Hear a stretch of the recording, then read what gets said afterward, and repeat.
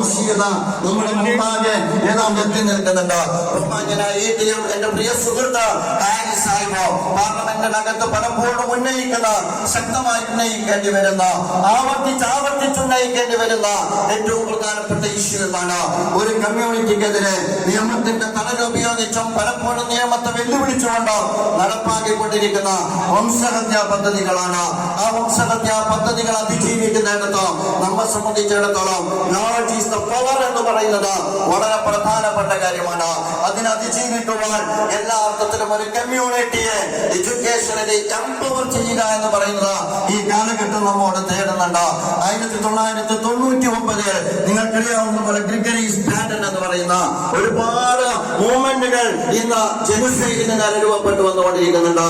ജെനോസൈഡ് watch എന്ന് പറയുന്ന Gregory Standen രൂപപ്പെടുത്തിയെടുത്ത ഒരു മൂവ്മെന്റ് ഉണ്ട്. അദ്ദേഹം ഈ പറയുന്ന വംശഹത്യയുമായി ബന്ധപ്പെട്ട 10 ഘട്ടങ്ങളെ അദ്ദേഹം വിശദീകരിക്കുന്നുണ്ട്. പ്രിയമുള്ള സുഹൃത്തുക്കളെ, 1999 ഗ്രിഗറി സ്റ്റാൻഡൻ പ്രവചിച്ച ആ 10 ഘട്ടങ്ങളും നമ്മുടെ ഇന്ത്യ രാജ്യത്തെ സംബന്ധിച്ചിടത്തോളം ഏതാണ്ട് സമൂഹത്തിന്റെ മുമ്പാകെ വംശീയത ഒരു ഭരണകൂട രൂപം കൊണ്ടിരിക്കെ എല്ലാ അർത്ഥത്തിലും പിളർന്നുകൊണ്ടിരിക്കുന്ന ഒരു കാലത്താണ് നമ്മൾ ജീവിക്കുന്നത്. ഞാൻ വിശദീകരിക്കുന്നില്ല. അതിലൊന്ന് ക്ലാസിഫിക്കേഷനാണ്, സിംബലൈസേഷനാണ്, ഡിസ്ക്രിമിനേഷനാണ്, അതുപോലെ തന്നെ ഡീഹ്യൂമനൈസേഷനാണ്, ഓർഗനൈസേഷൻ, പോളറൈസേഷൻ, പ്രിപ്പറേഷൻ, അതോടൊപ്പം തന്നെ പ്രോസിക്യൂഷൻ, എക്സ്റ്റർമിനേഷൻ, ഡിനയൽ എന്ന് പറഞ്ഞുകൊണ്ടുള്ള അഥവാ വളരെ സുസജ്ജമായ സ്വഭാവത്തിലാണ് വംശീയത അതിന്റെ അജണ്ടകൾ നടപ്പാക്കുക. ആളുകളെ വർഗീകരിച്ച, ആളുകളെ സംബന്ധിച്ചിടത്തോളം അവർക്ക് പ്രത്യേക പേര് വെച്ച് പ്രതീകവൽക്കരിച്ച, അവർക്കിടയിൽ വിവേചനം കൽപ്പിച്ച, അതുപോലെ തന്നെ മനുഷ്യനെ സംബന്ധിച്ചിടത്തോളം അപമാനവീകരിച്ച ഒരു സമൂഹത്തെ പൂർണ്ണമായും ഇല്ലായ്മ ചെയ്യുന്നതിനുള്ള അജണ്ടകൾ രൂപപ്പെട്ടു വന്നുകൊണ്ടിരിക്കുന്ന ഒരു കാലത്താണ് നമ്മൾ ജീവിക്കുന്നത്. ഒരു കാര്യം കൂടി നാം അറിയുക, യഥാർത്ഥത്തിൽ ഇന്ന് വംശീയത എന്ന് പറയുന്നത് ദേശീയതയിൽ നിന്നുകൂടെ അതുപോലെ തന്നെ ദേശഭ്രാന്തിൽ നിന്നുകൂടെ അത് വികസിച്ചു വരുന്നുണ്ട് എന്ന് മനസ്സിലാക്കണം.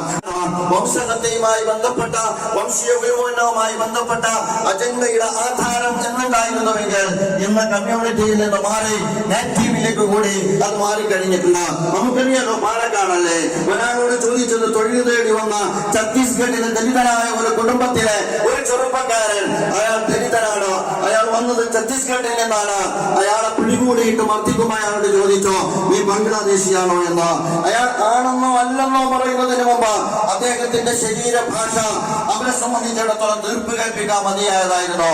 അപ്പോൾ ബംഗ്ലാദേശിയാണല്ലേ. എന്നിട്ട് അദ്ദേഹത്തെ തല്ലിക്കൊന്നു. അതങ്ങ് UP നടന്നത്, അതൊന്ന് ബീഹാറിലാണ് നടന്നത്. സാക്ഷര കേരളം എന്ന് പറയുന്ന പ്രബുദ്ധ കേരളത്തിലാണ്.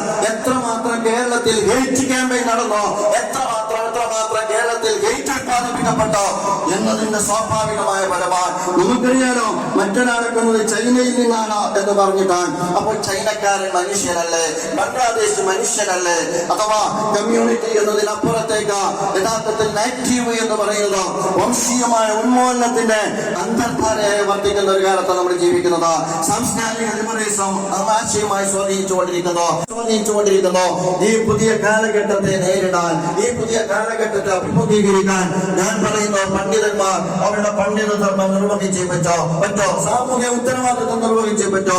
തീർച്ചയായിട്ടും അൽ ജാമിയയുമായി ബന്ധപ്പെട്ട പുതിയ സ്റ്റെപ്പ് എന്ന് പറയുന്നത് ഈ പുതിയ കാലഘട്ടത്തെ അഭിമുഖീകരിക്കുന്നിടത്ത് നമ്മുടെ വളർന്നു വരുന്ന പണ്ഡിതന്മാരെ ആ അർത്ഥത്തിൽ കാലോചിതമായി അടുത്ത സ്റ്റെപ്പിലേക്ക് വളർത്തുക എന്നുള്ളതാണ്. നമുക്കറിയാമല്ലോ, ജാമിയയിൽ നിന്ന് അഥവാ ശാന്തപുരം ഇസ്ലാമിയ കോളേജിൽ നിന്ന് ഇത് അൽ ജാമിയ അൽ ഇസ്ലാമിയയിലേക്ക് വന്നു.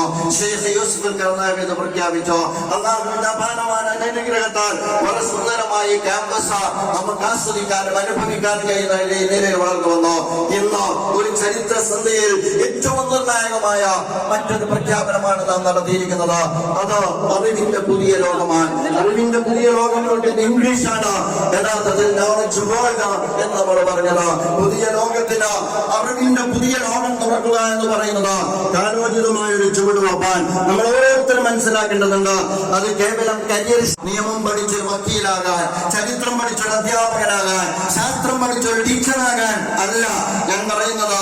നിയമം അറിയുന്ന, ശാസ്ത്രം അറിയുന്ന, ചരിത്രം അറിയുന്ന, ഡാറ്റാ സയൻസ് അറിയുന്ന, സോഷ്യോളജി അറിയുന്ന, സൈക്കോളജി അറിയുന്ന, ഇന്റർനാഷണൽ റിലേഷൻഷിപ്പിനെ കുറിച്ച് പഠിക്കുന്ന ആ അർത്ഥത്തിൽ കേരളത്തിന്റെ രാജ്യത്തിന്റെ പോളിസി മേക്കിങ്ങിലേക്ക് നമ്മുടേതായ ഒരു പുതിയ തലമുറയെ വളർത്തിയെടുക്കാൻ കഴിയുന്ന ഏറ്റവും ആസൂത്രിതമായി ഒരുപക്ഷെ നേരത്തെ സൂചിപ്പിച്ചതുപോലെ വാല്യൂ ബേസ്ഡ് ആയി പുതിയ കാലഘട്ടത്തിലെ വിജ്ഞാനങ്ങളുടെ അടിത്തറയിൽ ഒരു പുതിയ തലമുറയെ വളർത്തിയെടുക്കാൻ ശ്രമമാൻ എന്നെ ശ്രമിച്ചുകൊണ്ടിരിക്കുന്ന എന്റെ പ്രിയപ്പെട്ട സുഹൃത്തുക്കളോട് പറയുന്നത്, നാം ഇറങ്ങിയിടത്തൊന്നും നമുക്ക് പിറകോട്ട് ചുവട് വെക്കേണ്ടി വന്നിട്ടില്ല.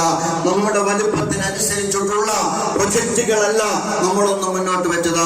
നമ്മുടെ സംഘടനാപരമായ പ്രൊജക്ടുകളുമല്ല നാം ഇതുവരെ കേരളീയ സമൂഹത്തിൽ മുന്നോട്ട് വെച്ചിട്ടുള്ളത്. പലപ്പോഴും ഞാൻ പറയാറുണ്ട്, ഇസ്ലാമിക പ്രസ്ഥാനം ഒരു സംഘടനാ പ്രൊജക്ടുമായിട്ടല്ല സമൂഹത്തെയും സമുദായത്തെയും ഇതുവരെ സമീപിച്ചിട്ടുള്ളത്. അതതിന്റെ മീഡിയയാണെങ്കിലും അതതിന്റെ വിദ്യാഭ്യാസമാണെങ്കിലും ഒരു സൊസൈറ്റിയുടെ അതിജീവനവുമായി ബന്ധപ്പെട്ട പ്രൊജക്ടുകളാണ്. എന്റെ പ്രിയപ്പെട്ട സുഹൃത്തുക്കൾ അറിയുക, വംശീയ ഉന്മൂലന പദ്ധതികളുമായി വംശീയത ഭരണകൂട രൂപം പ്രാപിച്ച ഒരു കാലഘട്ടത്തിൽ ഒരു തലമുറയുടെ അതിജീവനവുമായി ബന്ധപ്പെട്ട അവരെ എഡ്യൂക്കേഷനലി എംപവർ ചെയ്യുക എന്ന് പറയുന്ന യുഗധർമ്മം നിർവഹിക്കുവാൻ നാം തീരുമാനമെടുത്താൽ അത് നമുക്ക് വളരെ ഭംഗിയായി പൂർത്തീകരിക്കാൻ കഴിയും. നമ്മൾ ഓരോരുത്തരും പിരിഞ്ഞു പോകേണ്ടത് നാം ചുവട് വെച്ച നോളജ് വേർഡ് എന്ന് പറയുന്ന അറിവിന്റെ പുതിയ ലോകം എന്ന് പറയുന്നത് പണിയുന്നിടത്ത് നമ്മുടെ ജീവിതം കൂടി അടയാളപ്പെടുത്തുക, നമ്മുടെ കർമ്മം, നമ്മുടെ ധർമ്മം കൂടി അടയാളപ്പെടുത്തുക എന്ന തീരുമാനത്തോടും തീർപ്പോടും കൂടിയായിരിക്കും ഇൻഷാ അല്ലാഹ്. അള്ളാഹുവിന്റെ അനുഗ്രഹം ഉണ്ടെങ്കിൽ നമുക്ക് അടുത്ത ഒരു ഘട്ടത്തിൽ അതിന്റെ കൂടി ഏറ്റവും സുന്ദരമായ ചിത്രം കേരളീയ സമൂഹത്തിന് മുമ്പിൽ അവതരിപ്പിക്കുന്ന ഏറ്റവും സുന്ദരമായ ഇതുപോലത്തെ ഒരു സായാഹ്നത്തിന്റെ സാക്ഷ്യം വഹിക്കാൻ നമുക്ക് കഴിയും. അതിന് കഴിയുമാറാകട്ടെ എന്ന് സർവേശ്വരനായ ദൈവം തമ്പുരാനോട് അള്ളാഹുവിനോട് പ്രാർത്ഥിക്കുകയാണ്. ബഹുമാനായ ഈ ഇവിടെയുണ്ട്, അതുപോലെ തന്നെ ഹാരിസ് ഇവിടെയുണ്ട്. അവർക്ക് മുമ്പിൽ നല്ലൊരു അവസരം വന്നു കിട്ടുമെന്നാണ് ഞാൻ വിചാരിക്കുന്നത്.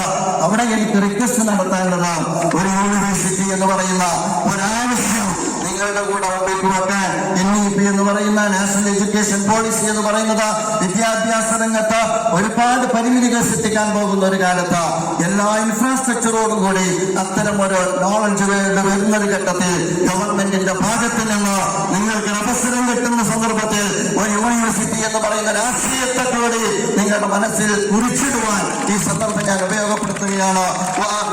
അൽഹംദുലില്ലാഹി റബ്ബിൽ ആലമീൻ. അസ്സലാമു അലൈക്കും വറഹ്മത്തുള്ളാഹി വബറകാതുഹു.